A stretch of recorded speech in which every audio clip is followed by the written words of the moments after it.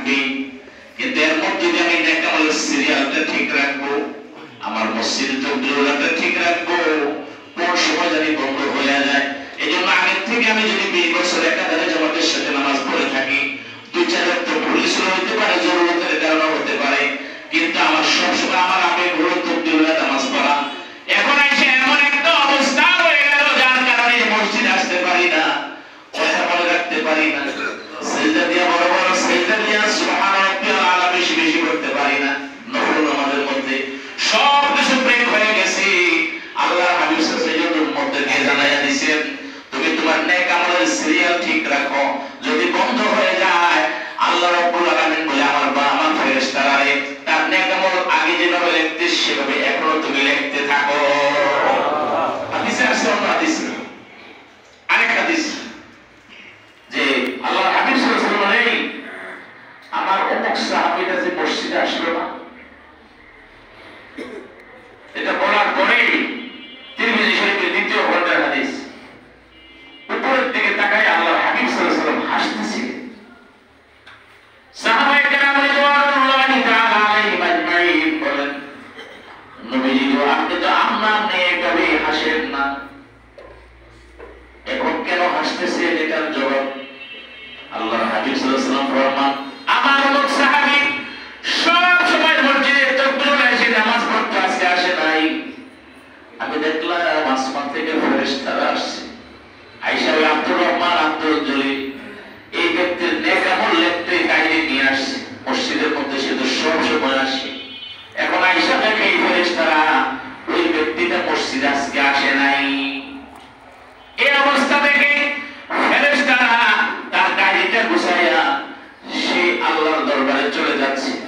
আল্লাহ রাব্বুল আলামিন বললেন, এই ফেরেশতা তোমরা কোথায় ফিরে আসতেছো, কেন তোমরা বের করতেছো? ফেরেশতারা বলে, যে যার জন্য আপনি পাঠাইছেন নেক আমল লেখার জন্য, ওই ব্যক্তিটা তো আজকে মসজিদে আসে নাই, ওই ব্যক্তিটা তো নেক আমল করে নাই, ওই ব্যক্তিটা সবসময় দান করতে এখন তার টাকা নাই, এই জন্য দান করতে পারে না, অভাবে পড়ে গেছে, এই জন্য সে নেক আমল করতে পারে না, সবসময় ইশরাক নামাজ পড়তে আজকে বিছানায় শুয়ে আছে, সবসময় তাহাজ্জুদ পড়তে আজকে তাহাজ্জুদ নামাজ ছুটে গেছে রে বাবা। এই ফেরেশতারা সে গতকালকে যেভাবে তাহাজ্জুদ নামাজ পড়েছে আর তোমরা নেক লেখছো, যেভাবে গত জুমা মসজিদে আসছিল আজকে অসুস্থতার কারণে আসতে পারে নাই, গত ফজরের নামাজে আসছে, জুমার নামাজে অসুস্থতার কারণে স্ট্রোক করে বাড়িতে বসে গেছে, হার্টের সমস্যা, ব্রেনের সমস্যা, ডায়াবেটিসের বেশি বাড়তি, পেশাব রাখতে পারে না, সে যে অতীতে পিছনের নামাজ পড়ে এসেছিল, পিছনে দান করেছিল, পিছনে তাহাজ্জুদ ইশরাক চারটা নামাজ আদায় করেছিল, আজকে করে নাই, সুস্থ হয়ে সে আজকেও পড়তো, গতকাল যেভাবে নেকি লিখেছো আজকেও সেভাবে নেকি লিখতে থাকো। জয় বলো সুবহানাল্লাহ। নেকি গুলো লেখে আমার দরবারে নিয়ে আসো। আল্লাহর হাবিব সাল্লাল্লাহু আলাইহি ওয়াসাল্লাম ফরমান, আমি এই দৃশ্য দেখে মুস্কি মুস্কি হাসতেছি। জয় বলো সুবহানাল্লাহ। এই জন্য কোন সময় আমার এই ব্রেকটা হয়ে যায়, এই জন্য চালায়া নেওয়া, নেক আমল চালিয়ে নেওয়া, কিন্তু কার কোন সময় হয় কোন হালাতে এটা বোঝা যায় না। আল্লাহ হাবিব সাল্লাল্লাহু আলাইহি ওয়াসাল্লাম বলেছেন, মান ইউরিদিল্লাহু বিহি খায়রান ইউফাক্কিহু ফিদ্দীন, আমার ভালো লাগছে আমার বান্দারে আমি তার নেক আমলের সুযোগ দিই। আর যদি না দেয়, সূরা নূরের মধ্যে বলছে, সূরা নূর আল্লাহ রাব্বুল আলামিন কোরআনের মধ্যে বলেন, আমার কোন বান্দা যদি কোন মুমিন লোকের ব্যাপারে সে খুশি হয়, আমার মুমিন বান্দা সে কষ্ট পাইতেছে, আর আমার কোন বন্য বান্দা যদি এই কষ্টটা দেখে যদি সে খুশি হয়, আমি আল্লাহ রাব্বুল আলামিন হাসরের ময়দানে তার জন্য কঠিন শাস্তি রেখেছি রে, এবং দুনিয়াতেও তাকে আমি শাস্তি দিব। যখন নাউযুবিল্লাহ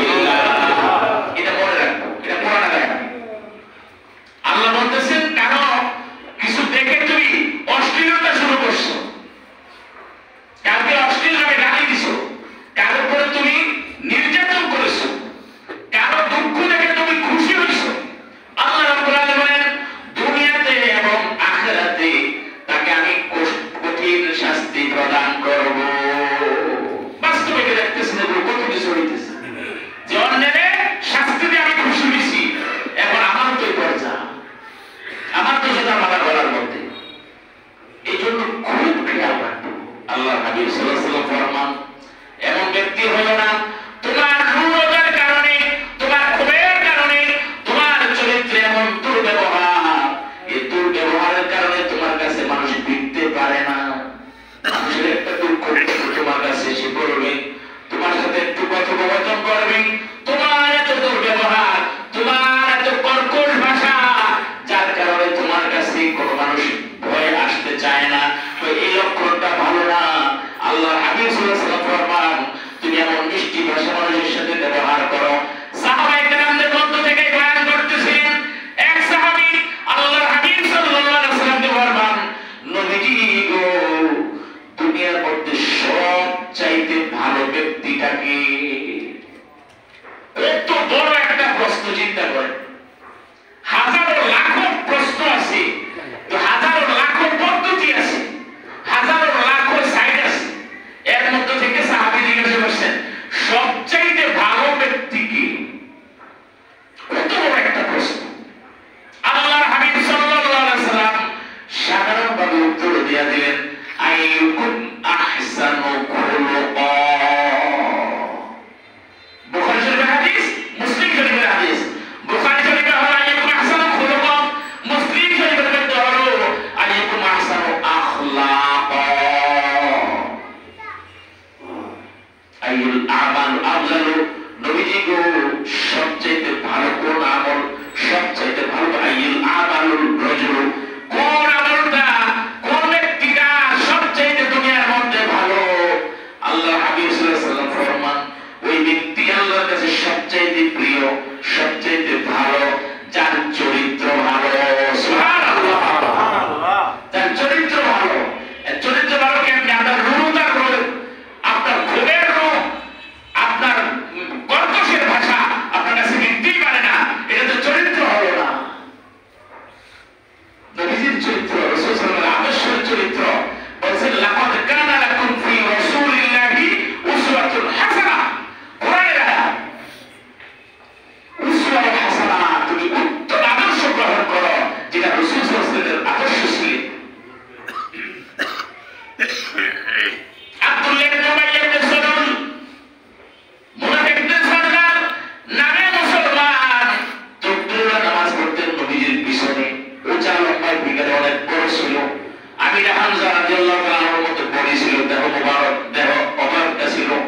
এর বাবা আব্দুল্লাহ ইবনে উবাই ইবনে সালুল, উহুদের যুদ্ধ যখন চলছে, 1000 সাহাবায়ে কেরাম নিয়ে যুদ্ধের মধ্যে রওনা হলেন। কাফের হলো 3000। এভাবে যুদ্ধের ময়দান যখন শুরু হলো, বুখারী শরীফের 2য় খণ্ডের হাদিস। আল্লাহর হাবিব সাল্লাল্লাহু আলাইহি ওয়াসাল্লাম যুদ্ধের ময়দানে গেলেন, 40 জন সাহাবায়ে কেরাম, 50 জন সাহাবায়ে কেরাম উহুদের যুদ্ধের প্রান্তে দুইটা পাহাড়ের মাঝখানে একটা সুড়ঙ্গি, এখানের মধ্যে দিয়ে দিলেন, আর এভাবে সেটিং করে ময়দানটা সেট করে দিলেন। উহুদের ময়দানটা যুদ্ধ শুরু হয়ে গেল। যুদ্ধ শুরু হয়ে গেছে, প্রথম অবস্থায় মুসলমানরা জয়ী হলেন। ওই 40 জন 50 জন দেখে বললেন, যুদ্ধ তো জয়ী হয়ে গেছে, আসো আমরা গনিমতের মাল সংগ্রহ করি। তখন ওই সাহাবায়ে কেরামদের মধ্য থেকে 10 জন ছিলেন, বাকি 40 জন চলে আসছে। অনেক লম্বা হাদিস। আল্লাহর হাবিব সাল্লাল্লাহু আলাইহি ওয়াসাল্লাম বলে দিয়েছেন, এই জুবায়ের, তোমাকে আমি আমির বানায়া দিলাম। এই সাহাবায়ে কেরাম 50 জন, যতক্ষণ সাহাবী আমি সাহেব তোমাদের অনুমতি না দিবে, তোমরা জায়গা থেকে লড়বে না। আমিরের দাঁত ফরজ বলছে, যতক্ষণ তোমাদের আমি অনুমতি না দিবে সেখান থেকে যাবে না। তখন তো টেলিফোন ছিল না, মোবাইল ছিল না। এখন কি হয়েছে, যুদ্ধের ময়দান কিভাবে বুঝবে? 1 কিলোমিটার দূরে হলো সুড়ঙ্গ পথটা, 2-3 কিলোমিটার, ওদের ময়দান 2-3 কিলোমিটার হিসাবে। 3 কিলোমিটার উত্তরে ওই চিপার মধ্যে সাহাবায়ে কেরাম ছিলেন। ওই কাফের বিমান যখন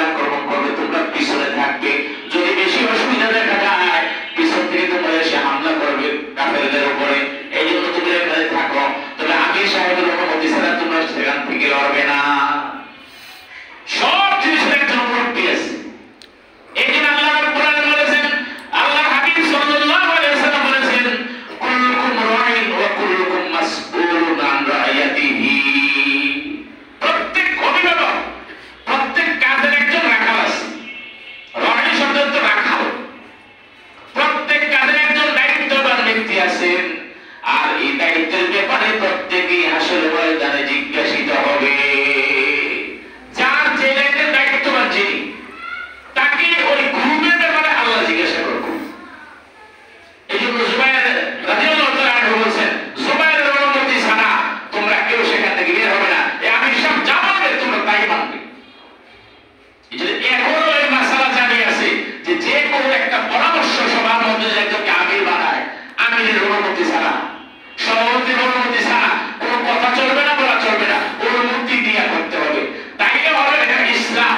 আর যদি মন করা হয় তাহলে মন চাকরি জিন্দেগি বলছে এটা শয়তান থেকে হয়। কারণ ইসলাম পুরা মাপকাঠি দিয়ে দিয়েছে যে সমস্ত কিছুর ইসলামের মধ্যে রুল আছে, কানুন আছে, নোটিশ আছে, পয়েন্ট আছে ইসলামের মধ্যে। মন করা মতো চলবে না। কুল্লুকুম রাইন ওয়া কুল্লুকুম মাসউলুন আন রাইয়াতিহি। ওদের ময়দান যুদ্ধ শুরু হয়ে গেল। যখন মুসলমানেরা দাবরা দিয়েছে, সকল কাফেররা চলে গেল। 3000 কাফের, 1000 হলো মুসলমান। 1000 কেমনে? আসলে হইল 700 হইল মুসলমান। 1000 মুসলমান ছিল। আব্দুল্লাহ ইবনে উবাই ইবনে সালুল পিছনের কাতারে নামাজ পড়ে মুনাফিক। দেখেন নবীজির জন্য জান, নবীজির জীবন, কিন্তু নবীজির গায়েব জানতেন না। এই বাস্তব একটা প্রমাণ হলো বুখারীর হাদিস। নবীজির পিছনে নামাজ পড়ে এই লোক যে মুনাফিক, এই লোক যে নবীজির দুশমনি করে, কাসারি বানাইছে, মসজিদে জেরা বানাইছে, মসজিদ বানাইছে, মসজিদ। কোরআনের আয়াত আছে, কোরআনের মধ্যে আছে সরাসরি যে মসজিদ বানাইছে। মসজিদ বানাইছে যাতে মুসলমান সাহাবায়ে কেরাম, মসজিদে আল্লাহর প্রিয় সাহাবীরা, তারা যদি বুঝতে না পারে, নবীজি সাল্লাল্লাহু আলাইহি ওয়াসাল্লাম যাতে বুঝতে না পারেন, এরা এই মসজিদের নাম দিয়ে মুনাফিকেরা একসাথে হয়ে এখানের মধ্যে বিক্রি করত যে আগামীকাল মুসলমানদের ক্ষতি কেমনে করা যায়, ইসলামের ক্ষতি কেমনে করা যায়, নবীজির বিপরীত পক্ষে কিভাবে কাজ করা যায়, এটা পয়সা ই করে এমন সিস্টেম করছে মসজিদ। তো মসজিদ কি আর এর 2 নম্বর হলো? তো কেউ ভাবতে পারে না যে ভিতরে এই কাজ চলে। আল্লাহ হাবিব সাল্লাল্লাহু আলাইহি ওয়াসাল্লাম জানতেন না। এই আব্দুল্লাহ ইবনে উবাইয়া ওটা সরদার ছিল, সে এই মুনাফিকের সরদার পিছনে নামাজ পড়েন। নবীজি জানতেন না সে ভিতরে প্রচুর খরচ কাজ চালাইয়া দিছে। এই সমস্ত খাসলে যদি আমাদের মধ্যে থাকে রে বাবা, ওই আব্দুল্লাহ ইবনে উবাইয়ার সাথে আর জাহান্নাম হবে। সামনে সামনে ও ভালো আছে, কেমন আছে, কি ইউজ করে, মাশাআল্লাহ মাশাআল্লাহ, পিছনে যে ব্যবহার খারাপ লোক দেয়। আয়াতুল মুনাফিকি সালাসা ইজা হাদাসা কাযিবা ওয়া ইজা ওয়াদা আখলাফা ওয়া ইজা কুতুবিনা খানা। এটি মুনাফিক বলছে তাদের সাথে মুনাফিকি, তাদের সাথে জাহান্নাম হবে। জাহান্নাম কি রকম? কোরআনের মধ্যে যত জাহান্নামের শাস্তির কথা বলেছে, এর মধ্যে আল্লাহ হাবিব সাল্লাল্লাহু আলাইহি ওয়াসাল্লাম কোরআনে নাযিল করা নবীজিকে বলে, নবীজি আপনি জানাইয়া দেন যে মুসলমান নামের মুনাফিক যারা, শাস্তির যত জগৎ আছে, জাহান্নামের যত শাস্তি আছে, সবচেয়ে নিকৃষ্ট শাস্তি, সবচেয়ে বড় শাস্তি হবে মুনাফিকদের শাস্তি। যখন নাউযুবিল্লাহ, ইন্নাল মুনাফিকিনা ফিদ দারকিল আসফালি মিনান নার। নিশ্চয় আল্লাহ বলেছেন, নিশ্চয় মুনাফিকদের শাস্তিরা সর্বনিকৃষ্ট, সর্ববৃহৎ হবে। এদিকে হবে বড় শাস্তি আর সর্বঘৃণিত শাস্তি।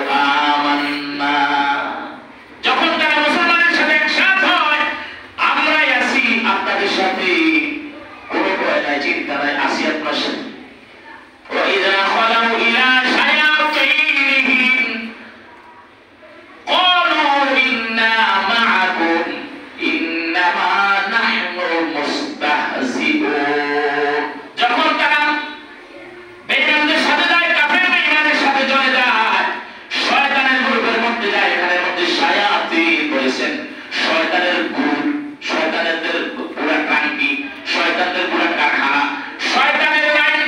এই লাইনগুলোর মধ্যে যখন যায় তখন তারা বলে ইন্না মাআকুম, তোমাদের সাথে আমরা আছি। এইগুলো কোরআন বলে দিচ্ছেন যেগুলোর সাথে থেকে সতর্ক থাকো।